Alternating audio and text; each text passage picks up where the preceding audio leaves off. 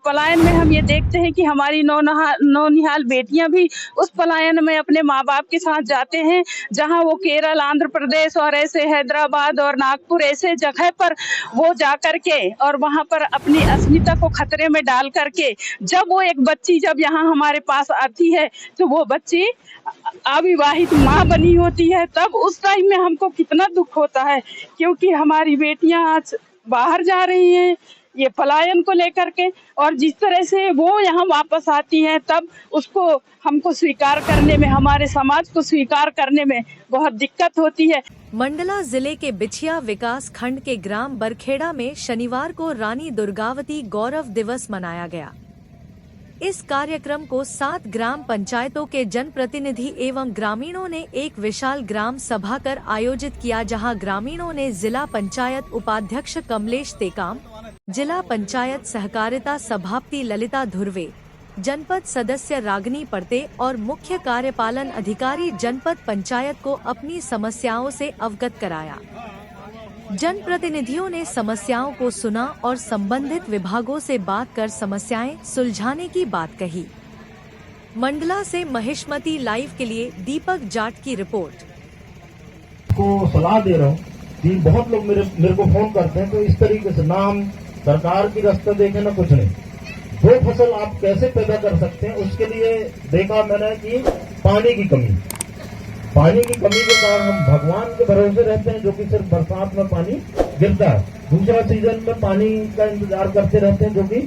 नहीं होगा। तो हम 2 से 3 फसल भी ले सकते हैं, तो 10-10 किसान मिलते हैं, आप 10,000 15,000 लैंड के माध्यम से अगर कम 1 एकड़ 2 एकड़ हर किसी के पास, इसमें लोड नहीं पड़ेगा और एक ट्रांसफार्मर लगने से 10 के 10 किसान को बिजली मिल जाएगी और वो सिंचाई कर सकते हैं। इस तरीके से भी आप अपना विकास कर सकते हैं। और आज 5 अक्टूबर वीरांगना महारानी रानी दुर्गावती इस महाकौशल क्षेत्र की, जो कि 500 साल पहले पूर्व में महारानी के नाम से जाना जाता है और वो उनका जन्म दिवस है। आज 500वां जन्म दिवस के उपलक्ष्य में मेढ़ाताल ग्राम पंचायत में आज ग्राम सभा का आयोजन भी किया गया इस शुभ दिन के अवसर पर। और यहाँ कई प्रकार की जो गांव की समस्याओं को रखा गया, उसी के तारतम्य में हमें भी आमंत्रित किया गया था। ग्राम सभा के साथ साथ रानी दुर्गावती का 500वां पंचशती जो गवर्नमेंट की भी जो मध्य प्रदेश सरकार द्वारा जगह जगह आयोजन करके मनाया जा रहा है, तो उस अवसर पर हम यहाँ इस ग्राम में, जो कि इसके पूर्व में भी मनाते आ रहे हैं पहले से, तो हमको आमंत्रित किया गया और बहुत ग्रामों की जो समस्या यहाँ पे बताई गई, तो उसको सभी की समीक्षा की गई और संबंधित सभी डिपार्टमेंट के कर्मचारीगण उपस्थित रहे। और इस तरीके से जो ग्राम सभा का आयोजन किया जाता है, पहले किया जाता रहा है, अगर इसको अधिकारी और शासन स्तर से गंभीरता से लिया जाए तो ये गांव के विकास को इसमें बहुत गति मिलेगी।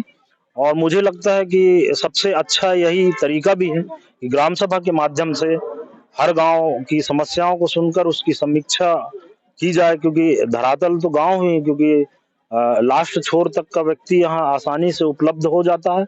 और हर उसकी समस्याओं को सुनकर अगर सभी डिपार्टमेंट के कर्मचारी यहाँ से लेकर जिले तक पहुंचाएं तो निश्चित ही सभी गांव का विकास संभव है। जो हर सरकार की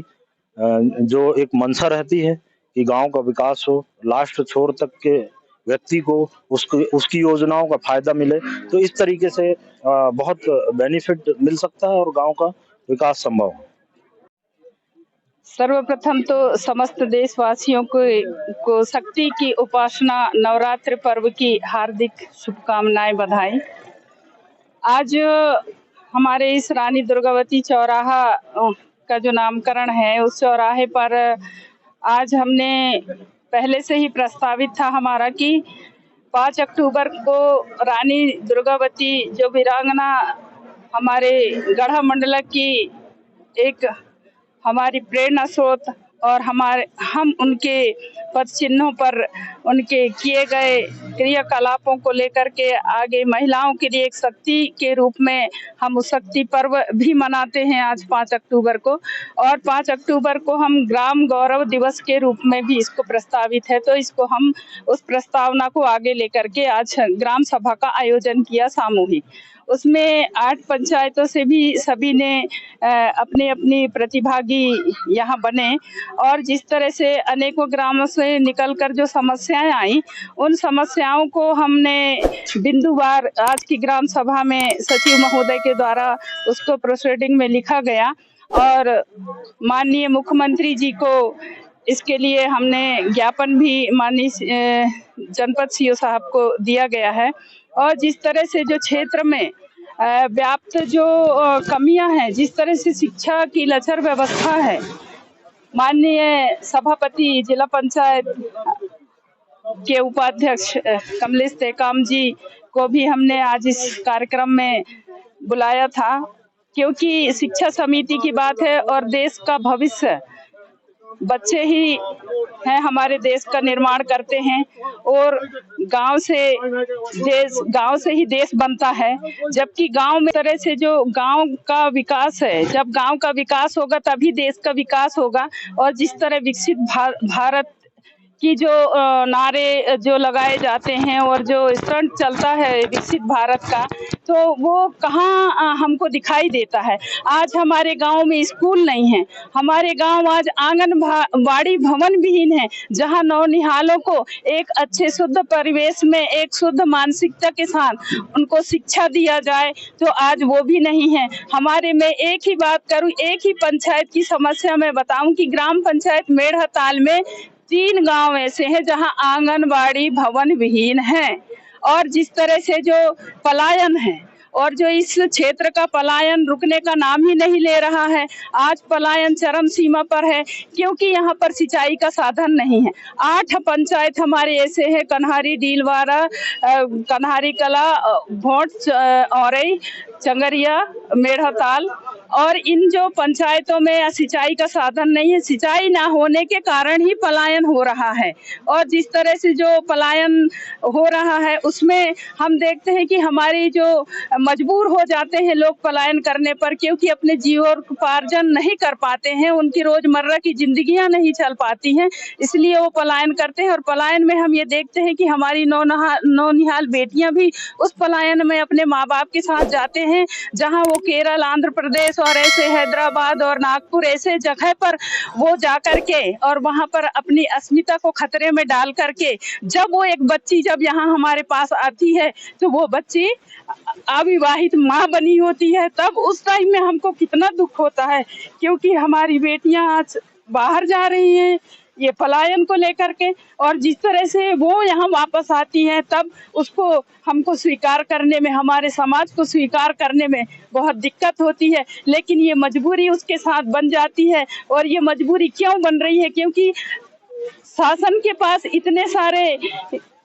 कार्यक्रम है, उन कार्यक्रमों को चला करके सिर्फ एक नारेबाजी में ही चल रहा है। अगर वो कार्यक्रम धरातल पर उतरे, जमीन में अंतिम छोर के व्यक्ति तक वो चीजें पहुंचे, तो क्यों पलायन हो, क्यों हमारी बेटियां इस तरह से जिल्लत की जिंदगियां जिए, क्यों आत्महत्या करें?